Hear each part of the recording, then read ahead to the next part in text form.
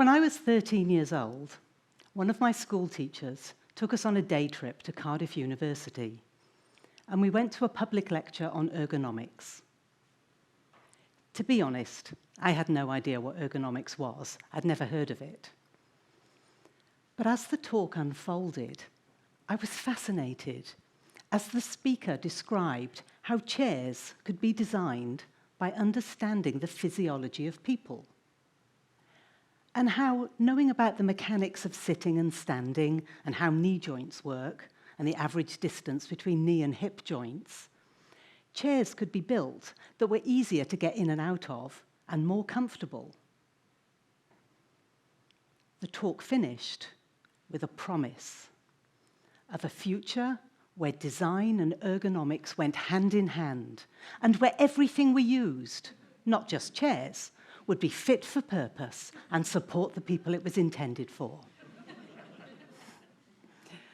As I look around me today, I see that that promise made to my 13-year-old self has been broken. The world is not full of easy-to-use and intuitive things. It's actually full of technology that is hard to use and often not fit for purpose.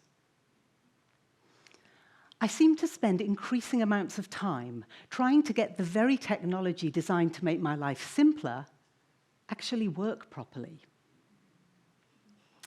Every time I send my robot vacuum cleaner out, I find myself following it around like an anxious parent in case it chokes on a sock or picks a fight with a cat. And heaven forbid I should turn my back for a second if I've left the ranch slider open. You can guarantee the RoboVac will make a bid for freedom, and I'll have to intercept it as it charges off down the lawn. Even simple things, like the sensor lights we have in our offices, they're great. You walk into a room,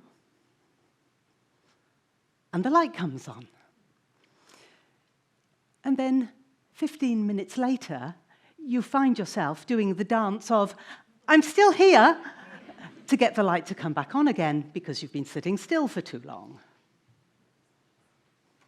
So why is everything so hard to use? What went wrong? To answer that, let's think about another promise. And this is one many of you in this room may have been told. I want you to imagine yourself 10 or even 20 years in the future. You're at home in the evening, relaxing. Around you, domestic robots are cleaning the house, cooking you dinner, maybe even bringing you a glass of wine.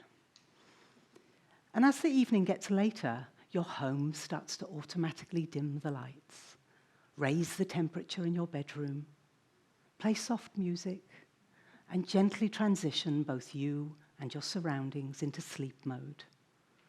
And while you sleep, your home continues to work around you in the background, getting everything ready for the next day, so you can wake up and everything is exactly as it needs to be for you to have a great day. That is today's promise, that in the future, artificial intelligence and smart technology will blend seamlessly into our lives and make everything easier and better. And that rather than having to set all of these things up ourselves, coordinating timers and trying to make all of the different things work together properly, all of that will be taken care of by smart systems that anticipate our needs and work around us to support us in everything we do. It's an appealing vision, this idea that we have more free time to do the things we want, while AI and tech take care of all the mundane things.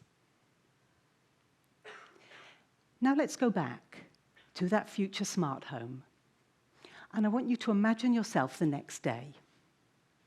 You wake up, and your coffee is ready and waiting as you walk into the kitchen, and as the blinds automatically open, you see that the sun is shining, and you think to yourself, I'm going to go outside, take a walk and get some fresh air, make the most of this beautiful day. You get dressed and you go to your front door, but when you get there, the door won't open. Then you get a notification from your smart home. And it tells you that overnight it's been monitoring your physiological data. And it's determined you might be coming down with a cold. And although the sun is shining now, the weather forecast is not very good. It's going to get quite chilly later. And all in all, your home thinks it's far better if you just stay indoors today. This is not such an appealing future. This is a world where technology is in charge. We lose our autonomy and we find ourselves at the mercy of the machines. This dystopian future is not what we want, but it's so close to the utopia. What is it that will take us in one direction rather than the other? In fact, this dystopian world where nothing quite works as we want it to and technology is in charge is the logical conclusion of every bad design decision ever made. We see it around us every day. It's every app on your phone that you don't use because it never did what it was supposed to. It's every bit of software that never worked properly. It's every confusing menu on your phone. And it's every bit of technology you could never get to work properly, no matter how many times you read the instruction manual or tried to figure out what to do. The message you get when you run into these problems or you try and ask for help is that it's your fault. Well, I'm here to tell you that it's not. When we design technology without including people in the process, we're doomed to fail. And I don't just mean asking people what they might want or trying to figure out who's going to buy the latest, shiniest thing that we're developing. I'm talking about understanding how that technology fits into the real lived experience of the people it's intended for. How to make it easy and efficient. How to make it better. The answer, of course, is as simple as the ergonomic principles that enable a chair to be perfectly designed. The answer is to build technology by understanding people. Before we start to design anything, we need to ask people, what are the problems that you want to solve? And then, crucially, can technology solve those problems? Only then can we start to look at the deeper context. What are people doing when they need to use this technology? What kind of environment are they in? How do they feel when they're trying to complete this task in this place? The amount of time we spend trying to understand people and their needs and their preferences should be just as much, if not more, than the amount of time we spend actually building the technology. And even then, once it's built, we need to go back to the people. And we need to get them to test out our ideas and see if they work in practice and if they do what they were intended to. And if not, we can't just throw up our hands and say, oh, it's too hard, we can't make it any better. We need to go back again, and we need to refine our ideas, and we need to ask more questions, and we need to keep going until we get it right. Because the truth is, if somebody tells you that it's your fault, that you can't make something work properly, and that actually you don't understand, technology is very hard and it's impossible to make it any better, what they're really saying is that they don't care. Well, I do care. And I want you all to believe that we can have better things. We can have that utopian future where the technology works around us without the need for us to change what we do or reshape our expectations. Now, you may be asking, who are the people who are going to make this happen? Well, people like me.